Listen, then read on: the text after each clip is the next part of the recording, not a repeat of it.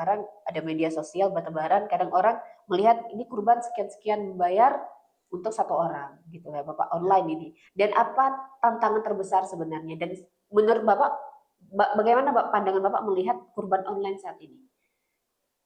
Dengan kemajuan teknologi itu sebagian daripada dakwah ya, memudahkan orang untuk beribadah. Itu menjadi pahala tersendiri kepada orang yang memfasilitasi itu. Kadang mereka tidak tahu setelah mereka berkurban kemana harus mereka bagi. Ya. Kadang-kadang mereka nggak tahu bagaimana hukum pelaksanaan hewan kurban itu. Yang jelas keinginan dia ingin berkurban, ingin beribadah. Maka dengan adanya media-media online yang memfasilitasi kurban secara online itu bagus. Tapi yang perlu dipahami juga, media-media ini juga harus memahami aturan.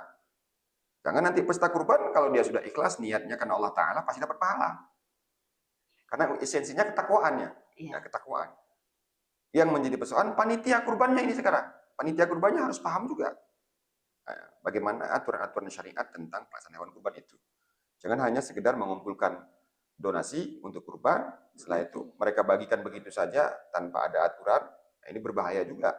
Seharusnya mereka dapat pahala, malah kebalikannya nanti mendapat dosa kan gitu. Nah, tapi sebelum kita masuk dalam kepanitiaan itu, nanti kita akan berbicara panjang lebar Bapak. Tantangan terbesar saat ini dalam melaksanakan pesta kurban atau pada saat Idul Adha itu apa Bapak? Bagi panitia khususnya. Pemahaman tentang syariat kurban ya, tentang hukumnya, tentang teknis-teknis bagaimana pelaksanaan kurban itu tidak melanggar aturan agama. Ini yang mungkin perlu dipahami oleh panitia.